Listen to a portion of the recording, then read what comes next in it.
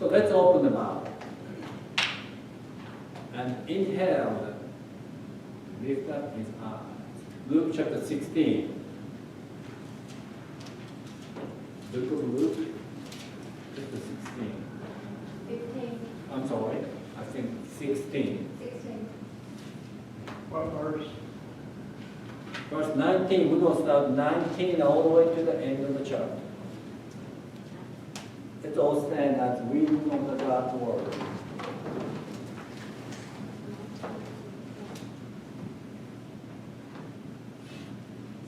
There was a certain rich man which was clothed in purple and fine linen, and fared sumptuously every day. And there was a certain beggar named Lazarus, which was laid at his gate, full of sores,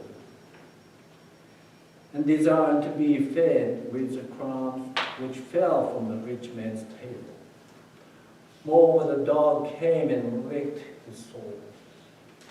It came to pass that the beggar died and was carried by the angels into Abraham's bosom. The rich man also died and was buried. And in hell he lifted up his eyes, being in torment, and sees Abraham afar off, and Lazarus in his bosom. He cried and said, Father Abraham, have mercy on me, and send Lazarus, that he may dip his tip of his finger in water, and cool my tongue, for I am tormented in this flame.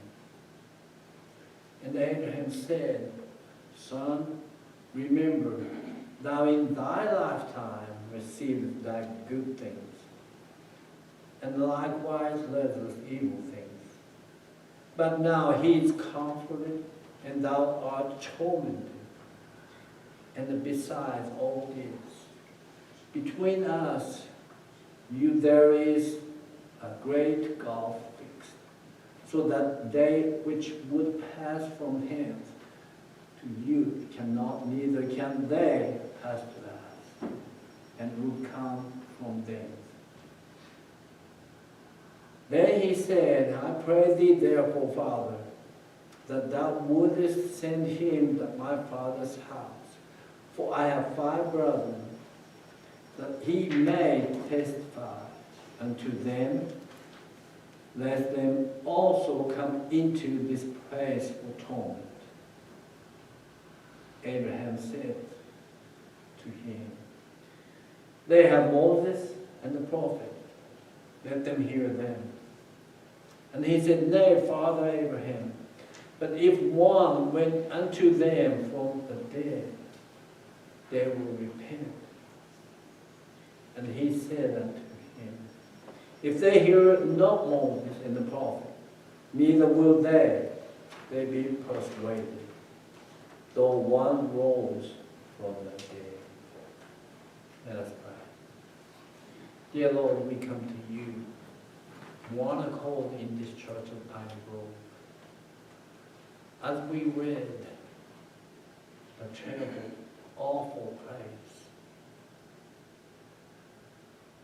let us remind our life from your blessing to come unto you when we die, carried by the angels unto your bosom. Until the day comes, Lord, we work for you. Until they come, Lord, we study. And each word applied unto our lives. And this morning, if anyone needs a Savior, let them come forward and understand the mystery of heaven and hell. Lord, be with us through the service. We pray in Jesus' name. Amen.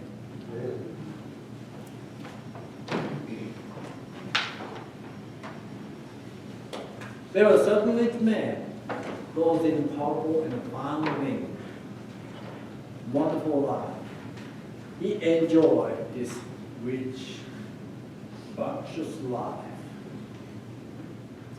And also, right beside him, it mentioned the beggar named Lewisville, which was laid in his gate full of sores. And desired to be fed with the crumbs fell out of the rich man's table. I used to sing this song that reference. Readiness is a child. But the song goes like, once he was fair, once he was young, his mother locked him to go sleep. For some reason, ended up Richmond's gate, and no one paid attention.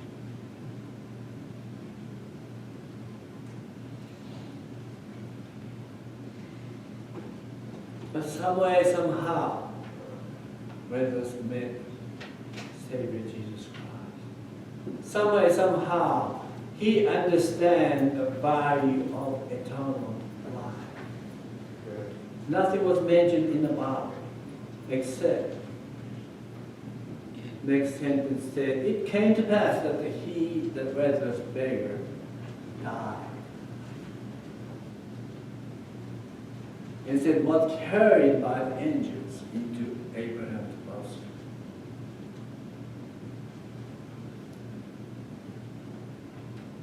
And also, the rich man also died and was buried.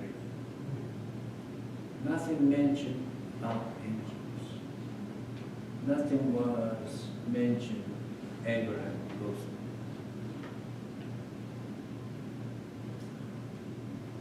But the certain thing is, the Bible said that death is not our ending part. Remember the page after page you turn. When you turn into the book is not the person died. Everyone faced the death. The beggar suddenly died. But after death, he was carried by angels into Abraham's bosom. And also, rich men, because everyone dies and was buried 6 foot under. In verse 23, all of a sudden, rich man came back. His life began after the death. His life, it was in hell. And in hell, he lifted up his eyes and being in torment. Some reason this rich man did not go to Abraham's bosom. Instead, he was in hell and tormented.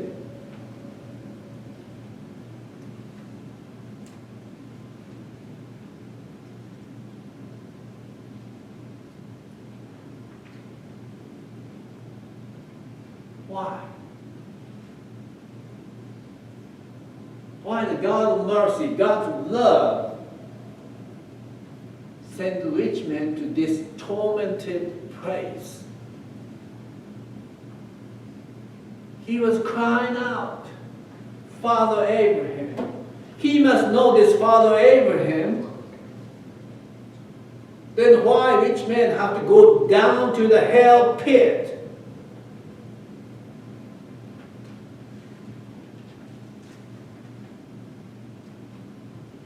There's a certain fact you have to look into it.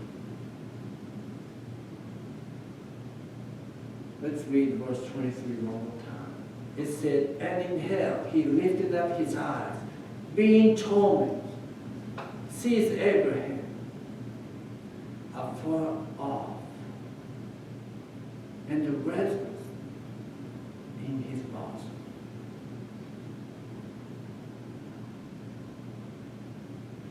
So in hell, it's not completely dark. In hell, you are suffering day after day. Suffering never stops, but also there is some vision. You can look afar off, a mile or 2 miles away.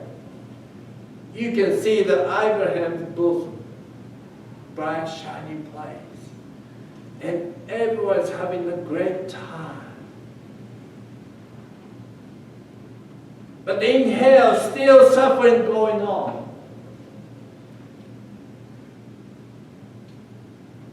So next verse said, rich man cried out and said, Father Abraham. Now listen. This rich man have to know something about Abraham. I need some water, please.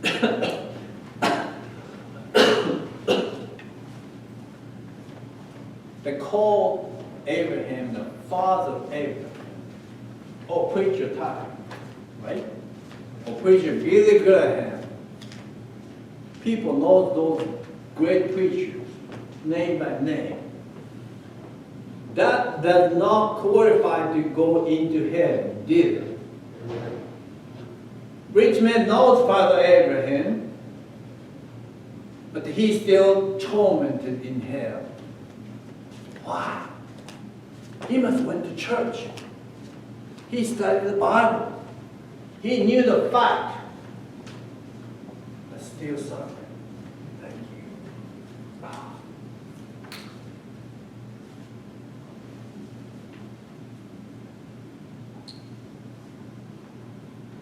Verse 24, he cried and said, Father Abraham, have mercy on me. He knew about mercy. He knew about love. Oh, love of Abraham, God's love. Apply it to my life. Oh, please, have a mercy on me. It looks like prayer. It looks like he's desperate.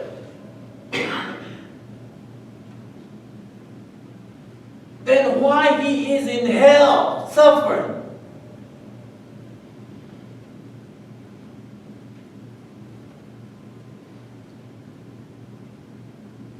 He cried out, Lazarus.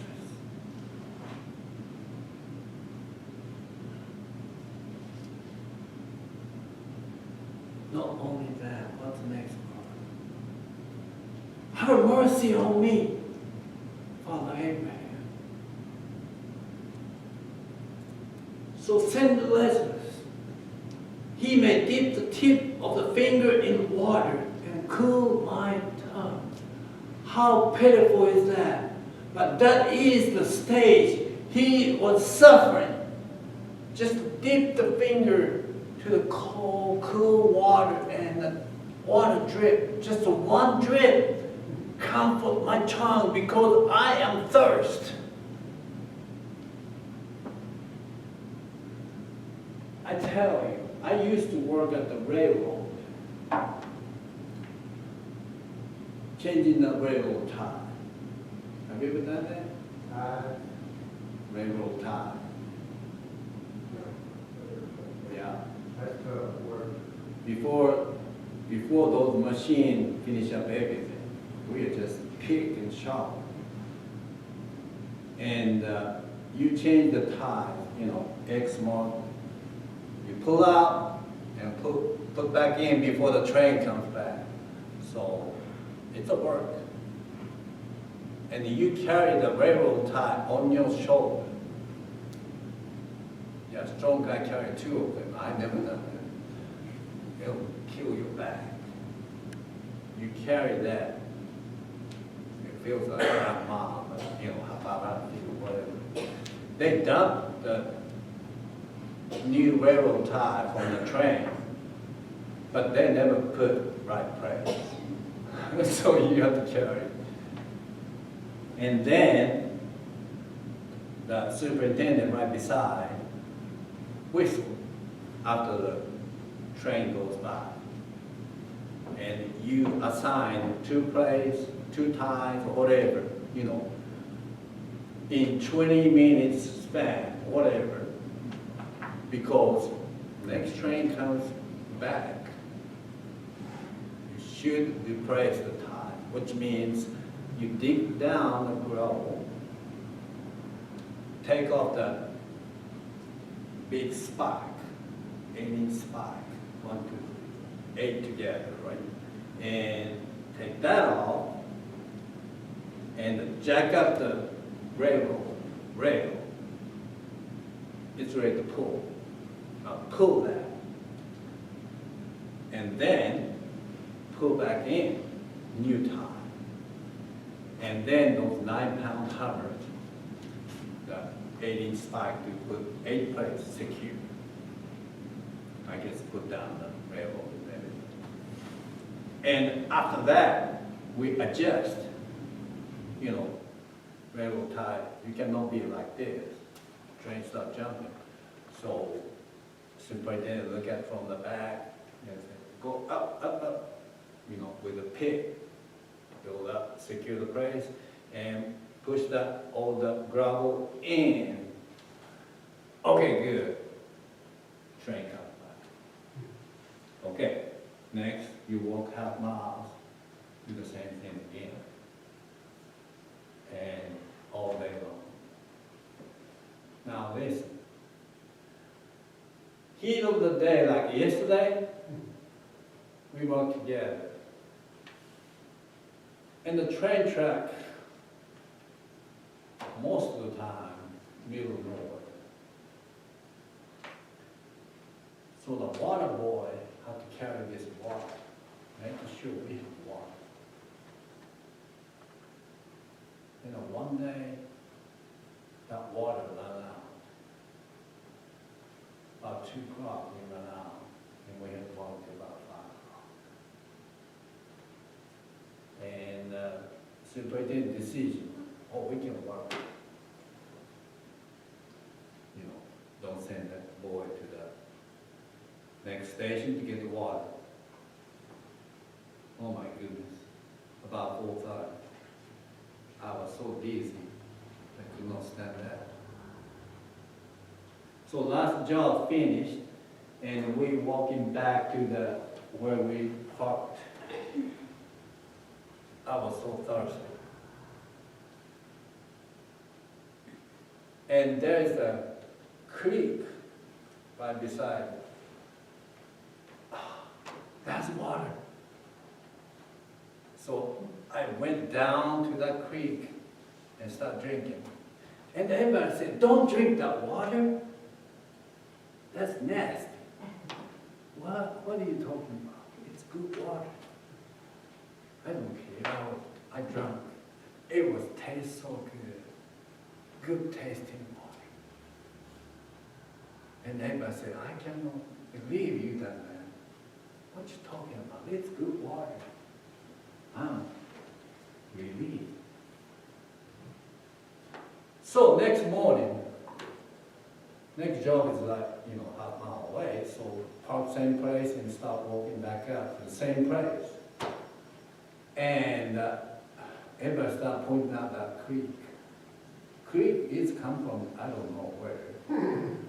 But it's just a pure sewer water. Sewer water. You can smell it from the railroad track. And, oh my goodness. I drank that water. I didn't die. So I'm okay, but that's what happens. If you're desperate,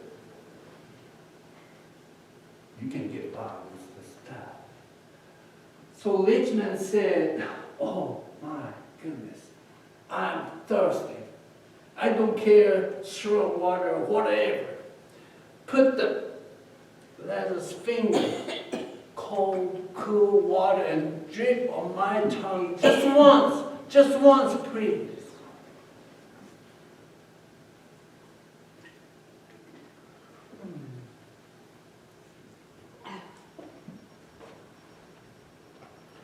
there's a wrong picture, something wrong about this picture.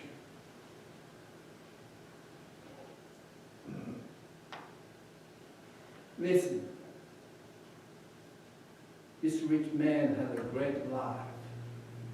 Well, I don't know great. It's a purple linen. That's purple is very, very high class. Linen clothes. Rich man. He had rich lifestyle. And he must know this brothers, right? I mean, called him Lazarus. So, rich man knows this beggar, his name, something always like a, hey, you sit in my gate all day long. Why don't you come clean up my backyard for a little while? I'll give you some meal. I think that was the deal. That's the reason residents stayed in that gate. Will never get a job. You do that, get the meal. You can survive 2 or 3 days. So rich man knows residents. That's the reason he can do some work for me. I remember him. Right. But why Lazarus went to Abraham's bosom, and this rich man had to go down to the bottom of the hell pit? That's mine not to understand. If you're rich, you automatically go to the hell? I hope not. I'm not that rich, but I'm not the beggar also. So why the brothers went to the Abraham's bosom? But the more of that, I'm interested in why this rich man had to go down to the hell pit. Is that because he is rich? I don't think so. I hope not. Because he was mean to Lazarus? I don't think so. He was mean to Lazarus. Lazarus had to go to somewhere else. Don't you see? Lazarus stayed at his gate. It said he never fed to this beggar. I don't think so. He fed. He fed something, tablecloth or whatever left over, but he stayed with this rich man. That means Lazarus had some life source with rich man. So rich man helped Lazarus, and Lazarus went to Abraham's bosom. This rich man helped Lazarus, but the rich man went to hell. What's the deal with this? Rich man did some charity. Good job. That's what we do, the church. Buy canned food and take it to someone else. That's what we do. Is that not good enough to go to heaven? Obviously not. So why? Why rich man have to go to hell? It's like this. He cried out and said, Father Abraham, have mercy on me. If have mercy, oh God, I'm suffering. Can't you see I'm suffering? So what his resolution of from the suffering? It says, send Lazarus that he may dip the tip of his finger in water, cool my tongue.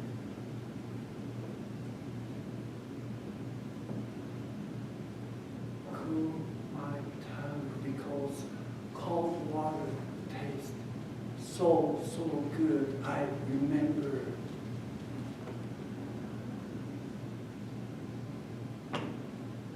Rich men don't know the value of this Abraham's bosom. He can sure look at it. He know the father Abraham. He knows that Abraham's bosom is right there, the wonderful place. But never apply his life to go to the Abraham's bosom. If you pray unto Abraham, it's like this. Oh, Father Abraham, have mercy on me. I am tormented. Put my life into your bosom. Did that make more sense? Instead, put the finger, the drip, one drip of water to comfort myself. What is that? It's just a moment by moment comfortable things. Moment by moment some peace come to your life. That is not the solution of your life. That is not the solution of your problem. If you have a problem, if you have a trial, you look at the Abraham and put Abraham, have mercy on me. Put my life into your bosom. So none of the trouble come to my way.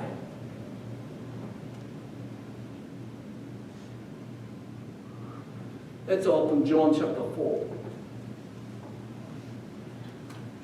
Remember the Samaritan woman? She was looking for the water also. She was hot, she was sweating. So need cool water comes from the Jacob's well.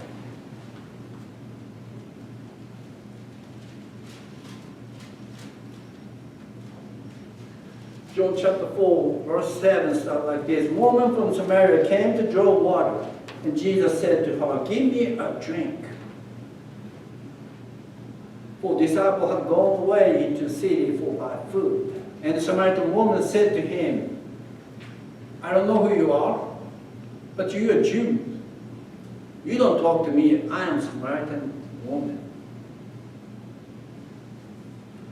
How is that you, the Jew, ask for drink from me, a woman of Samaria? Jews have no dealing with the Samaritans. Jesus answered, now listen later. If you knew the gift of God, who it is that is saying to you, give me a drink, you would have asked him and would give you living water. Living water. Woman said to him, sir, you have nothing to draw water with, and the well is deep. Where do you get that living water? Are you greater than the father Jacob? This is called Jacob's well. Cool, clear water comes from Jacob's well. Do you have some better water? He gave us a well and drank from it himself, and did his sons and his livestock and every generation. We are depending on this Jacob's water. Listen to what Jesus said. Everyone who drinks of this Jacob's well's water will be thirsty again and again and again. You drink Jacob's water and you get thirsty, and you get to drink Jacob's water and you get thirsty, and again and again and again.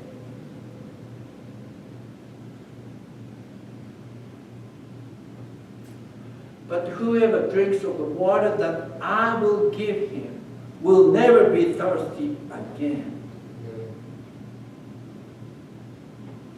That water that I will give him will become in him a spring of water well up to eternal life.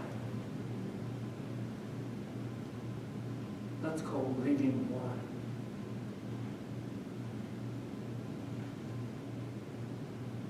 People, you're looking at all over the place to get the temporal solution. Oh, Father Abraham, I am in deep trouble. Send Lazarus to my life. No, you don't pray like that. You pray, Father Abraham, put my life into your way. I need your help.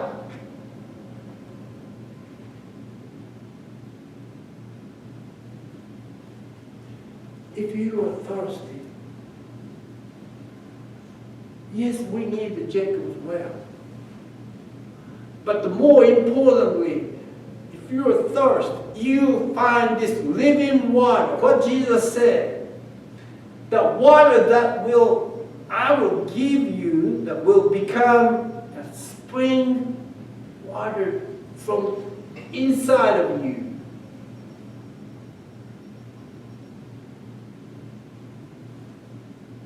That's called the living water. The woman said to him, Sir, give me this water that I will not be thirsty or have become here to draw water.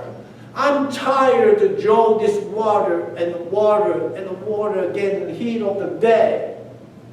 I'm tired of this trouble and trouble and trouble again. I'm tired of this tormented hellfire. Oh, Father, give me living water.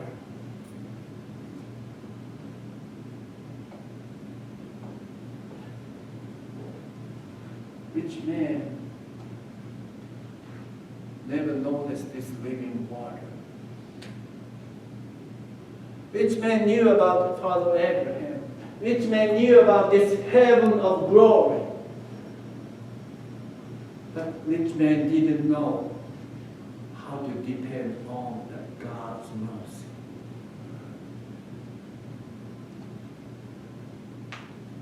All the riches and glory gave him a temporal relief. Cold ice water, surrounded by the hellfire. What kind of comforting is that?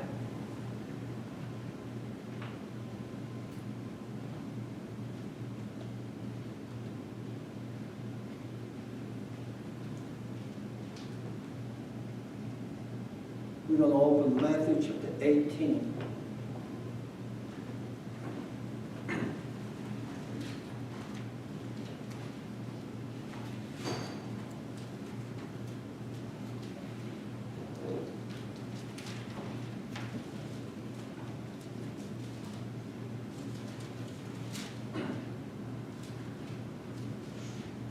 Matthew chapter 18. Verse 11 said, For the Son of Man is come to save which was lost.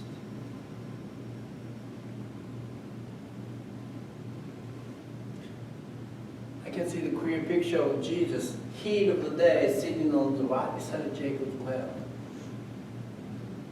Why? Because he knew that lady was come to draw this water. He knew she was lost. He knew every one of us needed eternal life.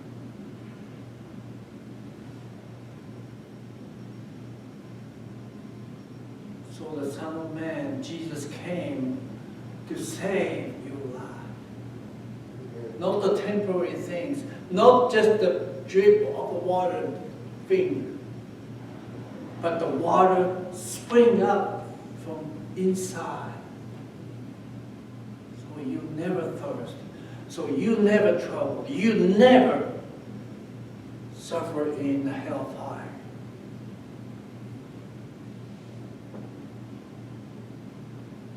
How you think? If a man has 100 sheep, one will be gone astray. Does he not leave the 99 and go into the mountain to seek which is gone astray? If so be that he find it, I said to you, he rejoiced more of that sheep than the 99 which went not astray. He is in the business of the one lost sheep. He is in business of one lost soul. Before the rich man cried in the hellfire, you need to see this Jesus came to save which was lost. As we sing a song.